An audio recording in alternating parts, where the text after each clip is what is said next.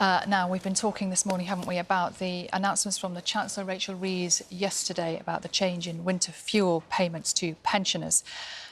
We had the Chancellor on a short time ago. We're now joined by Shadow Chancellor Jeremy Hunt. Morning to you, Mr Hunt. Rachel Reeves said she believes you knew the state of public finances as you left government a few weeks ago now and spending pressures. But you, in her words, chose to ignore the situation, chose to ignore it. That's what she said. How do you respond to that? Morning, Sally. Well, I'm afraid it's absolute nonsense. It's actually a very disappointing way for the new government to do politics. We knew about the pressures in public finances and we had a very good plan to deal with them. And I spent a good part of the budget talking about public sector productivity. I gave the NHS £3.4 billion to modernise its IT systems. We had the Rwanda plan to deal with the growing cost of illegal migrants across the Channel. And we also wanted to do welfare reform, which is the biggest and most spiralling part of public spending of all. And what's happened is that the new government has arrived and quite legitimately they've chosen to scrap many of those policies, scrap the Rwanda scheme, which means that there will be many more people coming over the Channel, big public sector pay rises without asking for any productivity improvements in return, even though most of the public sector have had between 2 and 3 times inflation pay rises. And the result is there is a black hole. Now, she should be honest about that. It's her decisions. Indeed, she knew about that before the election, and she should have, made plans to address those, not try and blame it on the previous government, which is frankly the oldest trick on the book. And I thought more highly of her than that she would try this kind of trick. So you said there, your own words, as a result, there is a black hole. So there's a black hole in public finances. What were you going to do to try and solve the black hole after all those years in government? What I said, Sally, was there was a black hole as a result of decisions that Labour made when they came into office. When I was Chancellor, we had pressures, but we had a good plan to deal with them. And let me tell you why this notion of a black hole left by the Conservatives is such nonsense. If you say on the one breath there's this £22 billion black hole, and then in another breath that you're going to give a 22% pay rise to junior doctors, something's not right. And what isn't right is that actually there was a plan in place. Labour didn't like elements of those plans. For example, on asylum, we had projections that the cost of housing asylum seekers could rise to £13 billion a year. So we put a plan in place, the Rwanda plan. Now, we had flights ready to go. When Labour cancelled it, they crystallised all the costs, but prevented us getting any of the benefits. So we didn't get the reduction in costs that would have happened if people had been flown to Rwanda. Most importantly, we're not now deterring people from crossing the Channel, which is why the people smugglers told the Daily Telegraph 2 days before the election, we're waiting for Keir Starmer to get elected so we can ship more people over to the UK. Those are decisions that Labour have made that have caused the black hole that Rachel Reeves is talking about. OK, let's talk about asylum then, shall we? Because Paul Johnson, director of the IFS, said the £6.4 billion overspend on asylum this year was, in his words, a huge number, and I'm quoting directly from him, it does genuinely appear to have been unfunded. So where was that money going to come from? Well, it wouldn't have cost that money if we'd had the Rwanda policy, because that was our way of reducing that. But as all governments do, at the start of the year we had what's called a reserve for unexpected claims, and that's £14 billion at the start of the year for revenue, £4 billion for capital.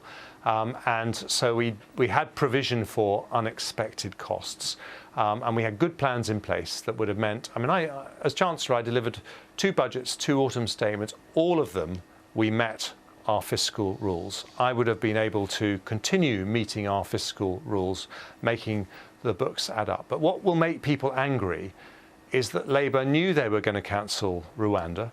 They knew they wouldn't want to ask for anything for the unions in return for pay rises because the unions frankly are backing them in the election. They knew they wanted to soft pedal on welfare reform, which is why it wasn't in the King's speech. They knew all of those things. but they didn't plan for it. And that means they're going to have to do tax rises. And it is very cynical indeed to try and blame those tax rises on a fictional black hole left by your predecessors, when it's actually your decisions that have caused those pressures. But in fact, just in the run-up to the general election, we know, don't we, that the Conservatives said you could save £12 billion from the welfare budget. So cuts in welfare.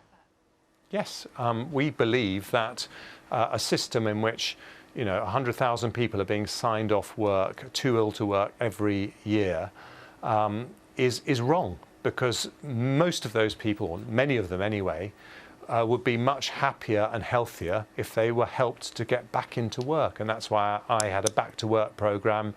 We were spending £1 billion, we were spending £2.5 billion to help 1 million people get back into work. Now, we have big plans to reform the welfare state, and we were going to use the savings to reduce national insurance contributions further, which would further increase the incentive for people to work, because we believe in a society that rewards hard work. So that is a different approach to the current government. But welfare reform, public sector productivity, the Rwanda plan, that was how we were going to make sure that we lived within our means. It's perfectly legitimate choice for a new government. We lost the election. They are the new government. They get to make these choices.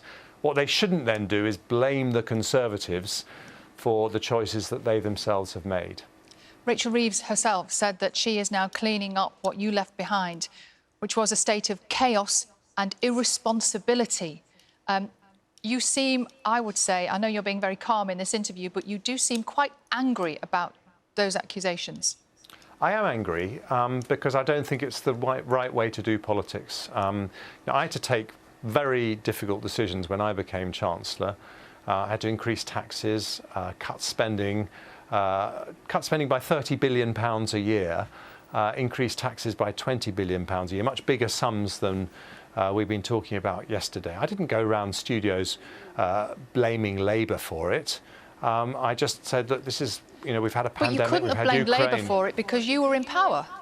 Yes, but I took responsibility. I didn't blame any of my predecessors. I took responsibility for the situation we faced. And I think that is honest politics. And I think just, having a trumped-up black hole, which is largely caused by decisions you yourselves has taken, and then trying to blame that on your political opponents. After just a few weeks in power? Discredits after just 24 days in power. I mean, let's be clear. So nothing to do with the previous administration? Well, in 24 days, she set up the National Wealth Fund, nearly £8 billion, GB Energy, again, around £8 billion, public sector pay rises, £9 billion. That's nearly £1 billion of spending for every day that Labour's been in office. Now, if you make those choices, you're going to have to put up taxes. And she should be upfront that those are her decisions, and not try and say these tax rises are something as a result of the Conservative government, which had very good plans in place to live within our means. Jeremy Hunt, I am sure we will discuss this again, but for now we have to leave it there. Thank you. Thank you very much.